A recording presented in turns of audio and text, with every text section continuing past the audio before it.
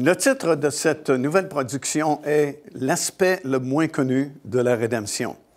Auparavant, nous avons déjà parlé au sujet de la puissance de la croix et nous avions mentionné deux aspects à cette puissance-là qui étaient bénéfiques pour chaque enfant de Dieu, chaque croyant qui acceptait l'œuvre que Christ a accomplie pour lui sur la croix de Golgotha.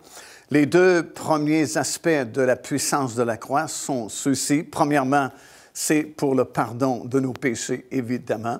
Lorsque Christ est mort sur la croix de Golgotha, il a porté sur lui, en son propre corps, les péchés, en fait, de toute l'humanité, passé, présent et futur. Et lorsqu'une personne reconnaît son besoin d'être sauvée, se reconnaît pécheur, et accepte le Seigneur Jésus-Christ comme son Seigneur, son Sauveur, bien, tous ses péchés sont pardonnés instantanément, miraculeusement, à cause justement de l'œuvre que Christ a accomplie pour sa personne en donnant sa vie sur la croix de Golgotha. Ça, c'est la première bénédiction de ce sacrifice-là que Christ a fait pour nous sur la croix de Golgotha. Et vraiment, il n'y a pas d'autre façon d'être pardonné. Il n'y a pas d'autre façon d'être sauvé. Jésus lui-même a dit, « Je suis le chemin, la vie et la vérité, et nul, personne ne peut venir à Dieu, personne ne peut venir jusqu'au Père, à moins qu'il passe par moi. » Alors, c'est le seul moyen, la seule façon d'être sauvé, d'être pardonné de nos péchés, en se repentant et acceptant l'œuvre que Christ a accomplie pour nous sur la croix de Golgotha. Son sang est tellement puissant, sang qui a été répandu sur la croix de Golgotha, qu'il peut pardonner en un instant toute notre ancienne vie et tous nos nombreux péchés. C'est cette école que Dieu voulait enseigner à Israël. C'est comme un pédagogue. Tout le système des sacrifices de l'Ancien Testament, le sang des animaux qui était offert sur l'autel afin de couvrir temporairement les péchés jusqu'à ce que quelqu'un vienne comme le Seigneur Jésus-Christ et offre en sacrifice son sang parfait qui peut pardonner tous nos péchés en un seul instant si nous reconnaissons notre besoin et nous l'acceptons comme notre Seigneur et notre Sauveur. Deuxième bénéfice de la croix, bien sûr, c'est le moyen par lequel nous pouvons vivre victorieusement en se confiant dans l'œuvre que Christ a accomplie pour nous sur la croix, plutôt que de se confier dans nos propres efforts, notre propre force humaine. Beaucoup de personnes essaient de vivre maintenant leur vie chrétienne par leurs propres efforts, leurs propres capacités, mais c'est voué à l'échec parce que ça ne sera pas possible. Mais par notre foi placée dans l'œuvre que Christ a accomplie pour nous sur la croix, nous serons capables de vivre victorieusement notre vie chrétienne parce que tout a déjà été accompli par le Seigneur Jésus-Christ. Non seulement le pardon de nos péchés a été accompli, mais la puissance qui nous permet de vivre cette vie chrétienne, bien, ça a été accompli pour nous également par l'œuvre du Seigneur Jésus-Christ en donnant sa vie pour nous sur la croix. Alors, au lieu de se confier dans nos capacités, plutôt que d'essayer de mériter les faveurs de Dieu en faisant des œuvres, en faisant des sacrifices, c'est mieux de se confier dans l'œuvre et le sacrifice que Christ a fait pour nous sur la croix de Golgotha. Et ainsi, nous pourrons marcher victorieusement dans notre vie chrétienne. Mais cependant, il y a un troisième aspect, un troisième bénéfice à cette croix, à ce sacrifice que Jésus a fait pour nous sur la croix de Golgotha, dont on parle rarement, mais qui est extrêmement important aussi. La croix, bien sûr, était nécessaire non seulement pour racheter l'homme de sa chute, à cause de nos premiers parents, mais également, et ça on entend moins parler souvent de cet aspect-là, également pour purifier le ciel. Et deuxièmement, afin de renverser la perversion de certains anges du groupe appelé les veilleurs et aussi appelés ceux qui sont saints. Alors, on sait qu'il y a une hiérarchie parmi les anges, il y a des chérubins, des archanges, ainsi de suite. Et il y a un groupe qui s'appelle dans la Bible les veilleurs. Et on retrouve ça dans le livre de Daniel, principalement. Dans le 4e chapitre, et au verset 13, par exemple, ça dit ceci: « Dans les visions de mon esprit que j'avais sur ma couche, je regardais et voici un de ceux qui veillent et qui sont saints descendit des cieux. Même chose au verset 17, cette sentence est un décret de ceux qui veillent, cette résolution est un ordre des saints. Et au verset 23 également, le roi a vu l'un de ceux qui veillent et qui sont saints descendre des cieux. Alors, au cours de cet enseignement, qui a pour titre, comme j'ai mentionné, l'aspect le moins connu de la rédemption, nous apprendrons qui étaient ces veilleurs, qui étaient également appelés saints, et la perversion de certains parmi eux qui ont provoqué la race de géants qui fut détruite par le déluge à l'époque de Noé.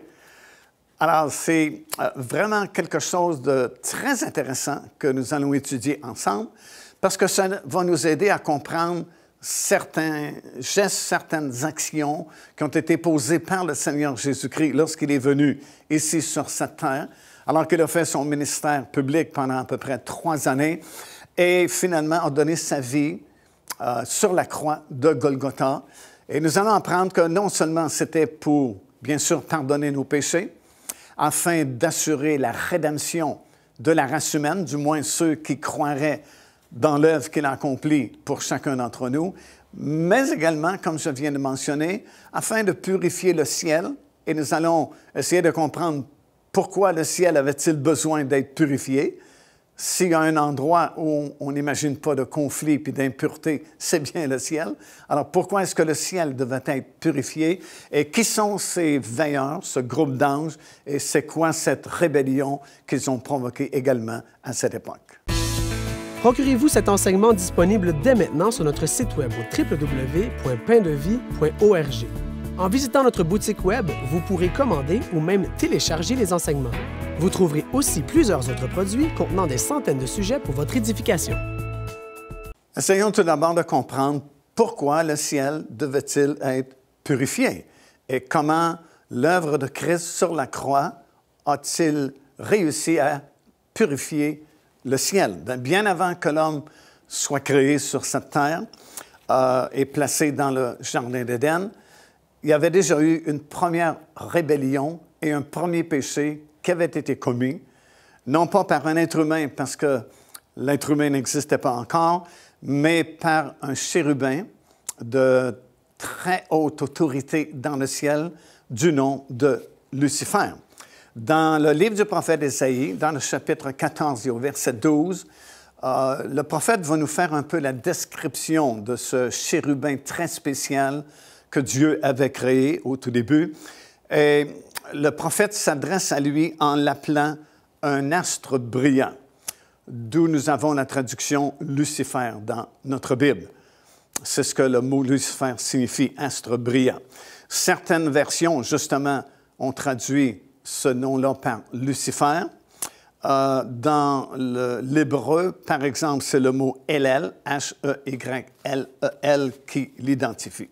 Alors, Ézéchiel, dans ce passage-là, va nous décrire un peu cet astre brillant que Dieu avait créé il y a très longtemps. Et le prophète Ézéchiel également, dans le chapitre 28 et au verset 14, va ajouter ceci. Il va dire que c'était un chérubin protecteur aux ailes déployées et placé par Dieu sur sa sainte montagne et qui marchait au milieu des pierres étincelantes. Alors, autant Ésaïe que Ézéchiel vont nous faire la description vraiment assez détaillée de cette créature exceptionnelle qui était un chérubin, comme le prophète Ésaïe nous le dit, qui avait les ailes déployées et qui protégeait la sainteté du trône de Dieu là-haut dans le ciel.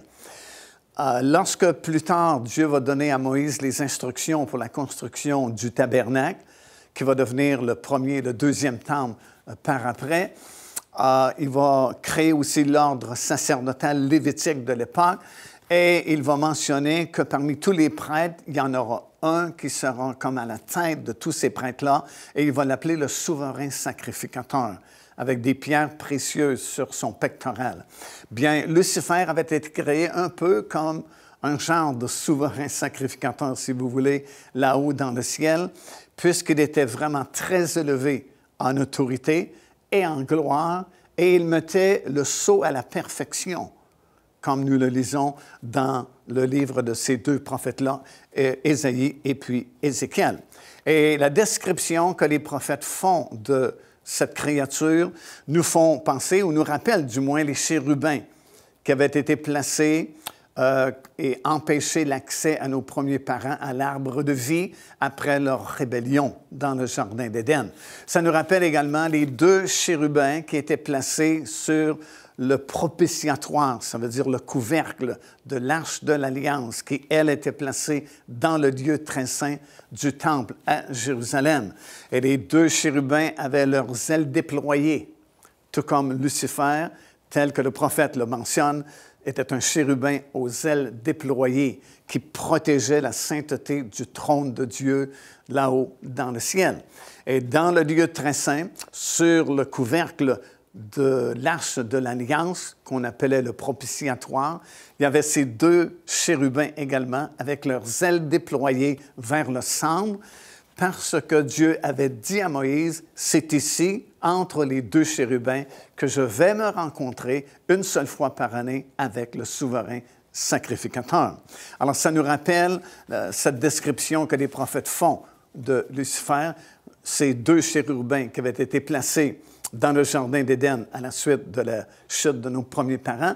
Et ça nous rappelait également les deux chérubins qui étaient placés sur le propitiatoire de l'Arche de l'Alliance et qui indiquaient en réalité que l'accès vers Dieu était compliqué, difficile, parce qu'on attendait la manifestation du Seigneur Jésus-Christ, qui, lui, par sa mort et sa résurrection, allait inaugurer une route nouvelle et nous donner un accès simple et facile vers la gloire et la puissance de Dieu.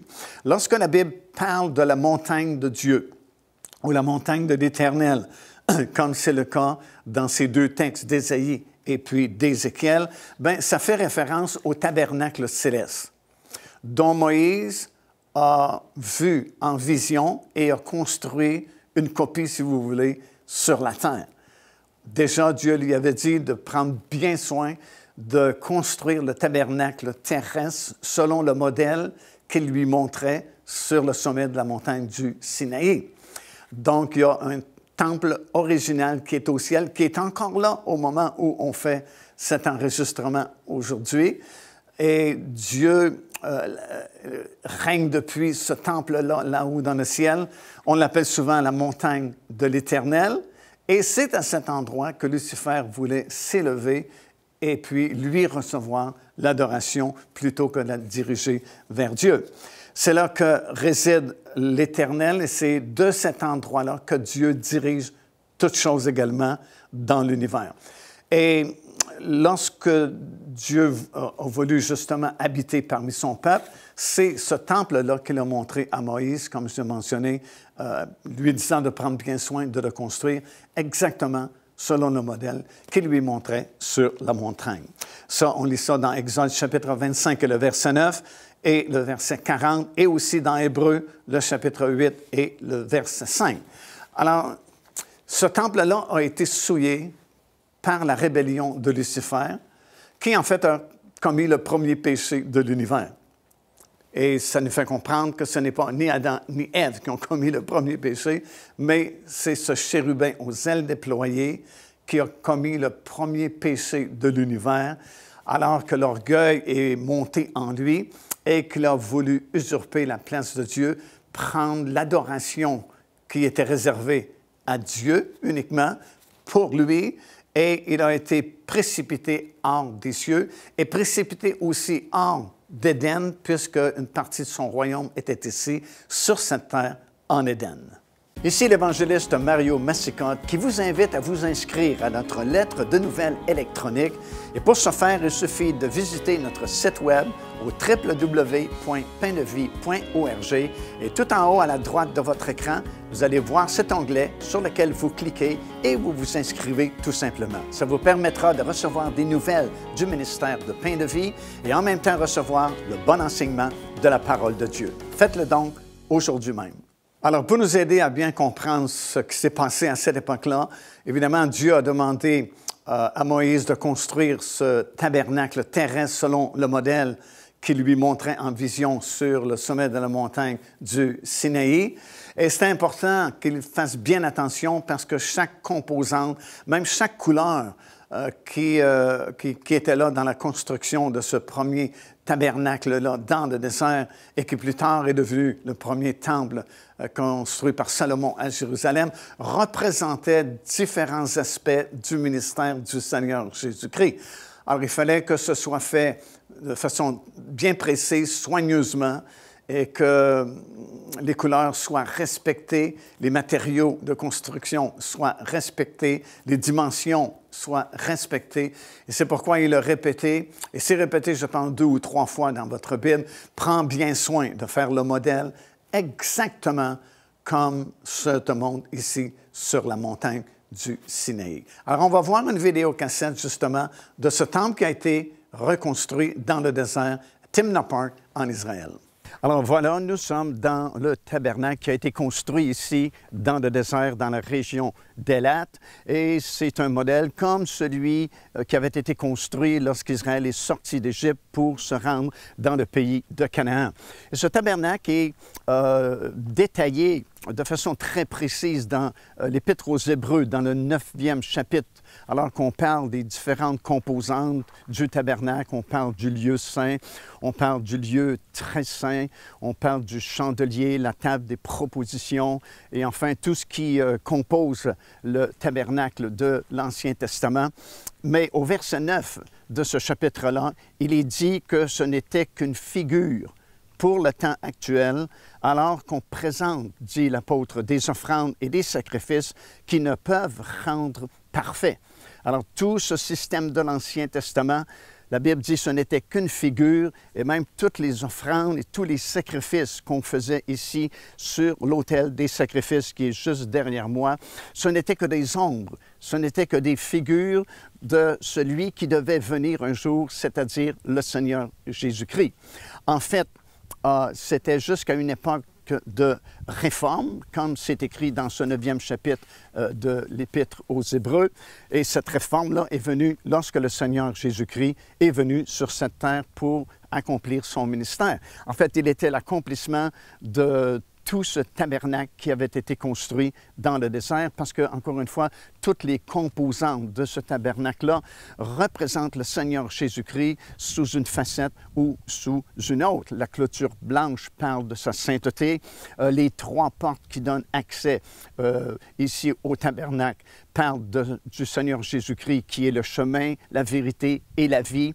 Dans l'Évangile de Jean aussi, dans le chapitre 10 et au verset 9, Jésus dit « Je suis la porte.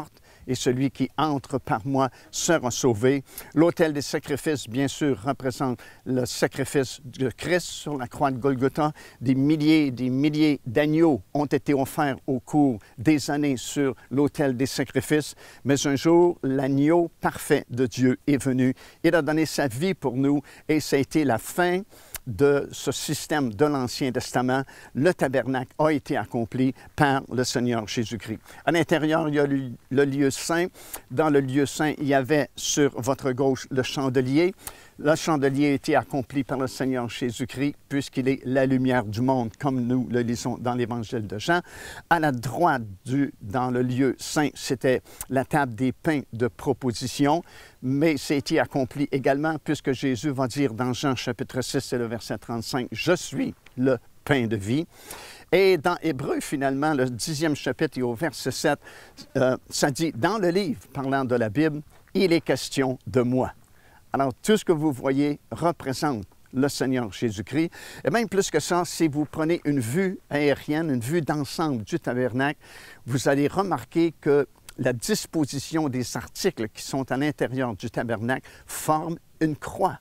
Alors, c'était vraiment une figure du sacrifice que le Seigneur Jésus-Christ viendrait accomplir pour nous un jour sur la croix de Golgotha. Et c'est la même chose lorsque Israël campait dans le désert. Dans le livre des Nombres, dans le 2e chapitre, il y avait 3 tribus au nord, 3 tribus au sud, 3 tribus à l'ouest et 3 tribus à l'est. Et lorsque Balaam a vu le campement d'Israël du haut de la montagne, en réalité, ce qu'il a vu, c'est une croix aussi. Alors, tout ce qui était dans l'Ancien Testament, tout ce que Dieu avait demandé aux Israéliens de faire dans l'Ancien Testament concernant le tabernacle et les différents objets et articles qui meublaient ce temple-là, ce tabernacle-là, c'était des figures, c'était des ombres, vraiment, du Seigneur Jésus-Christ, qui devait venir un jour et accomplir chaque détail de ce tabernacle en donnant sa vie pour nous sur la croix de Golgotha. Encore une fois, c'est remarquable parce que déjà, dans le tabernacle, vous avez la forme de la croix et même les campements d'Israël, vous avez encore une fois la croix de Golgotha qui est montrée symboliquement comme une figure. Mais aujourd'hui, nous ne sommes plus dans l'ombre, nous ne sommes plus dans les figures, nous ne sommes plus dans les symboles, puisque Jésus-Christ est déjà venu, il a parfaitement accompli son ministère et quiconque maintenant invoquera le nom du Seigneur peut être sauvé. C'est aussi simple que cela aujourd'hui parce que tout le travail est fait, tout le travail a été accompli par le Seigneur Jésus-Christ sur la croix de Golgotha. Car Dieu a tant aimé le monde qu'il a donné son Fils unique, afin que quiconque croit en lui ne périsse point, mais qu'il ait la vie éternelle. Téléchargez gratuitement l'enseignement « Le salut, c'est quoi ?» en visitant notre site web www.paindevie.org et recevez la grâce merveilleuse que Dieu vous offre. Alors, le tabernacle que Moïse a fait construire sur cette terre, en réalité, c'était une copie du temple céleste qui a toujours existé et qui existe toujours, bien sûr, aujourd'hui.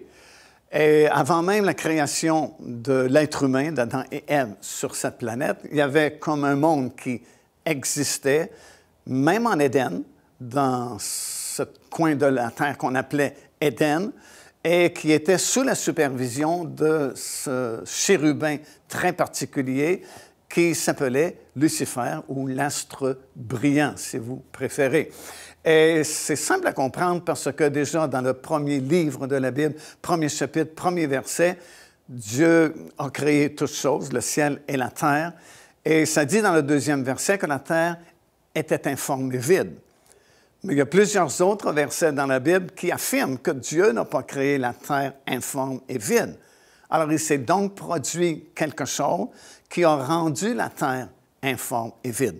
Et ce quelque chose, c'est la rébellion de ce chérubin-là qui avait comme territoire d'autorité Éden sur cette planète et avait accès également au trône de Dieu ou la montagne de Dieu là-haut dans le ciel. Et il était, comme le prophète Ézéchiel a mentionné, que nous avons lu précédemment, des ailes déployées pour protéger la sainteté du trône de Dieu.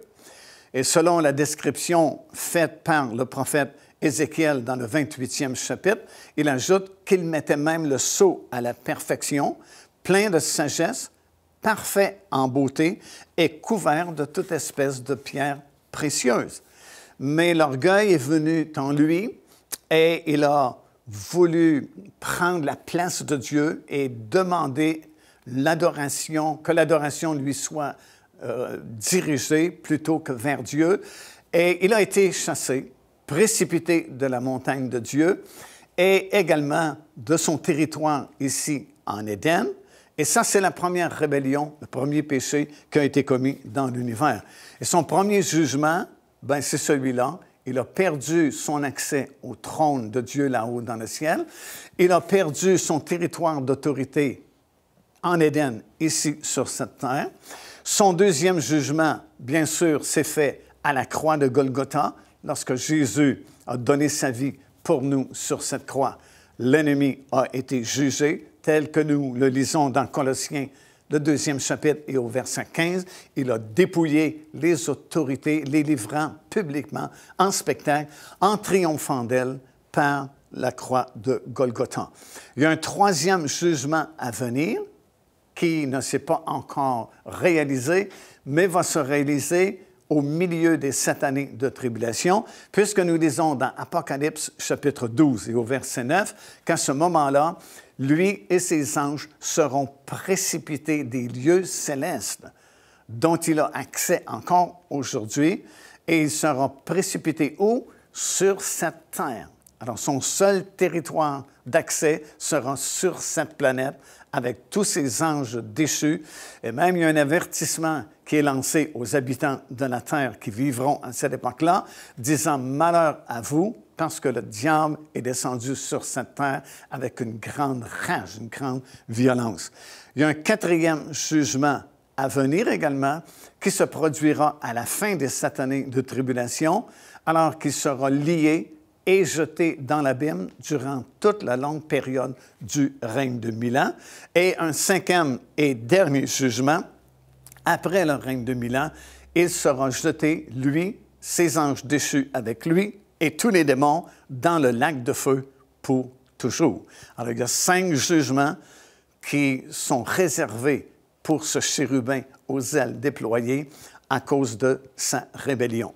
La Bible nous raconte son histoire depuis le tout début jusqu'à la fin, et il y aura quand même un certain moment où Lucifer pourra réaliser ses rêves d'autrefois d'être sur le sommet de la montagne de Dieu et de demander que l'adoration lui soit dirigée, puisque pendant la période des 7 années de tribulation, en fait, au milieu exactement de cette période-là, Satan lui-même sera précipité, comme je viens de mentionner, sur cette terre.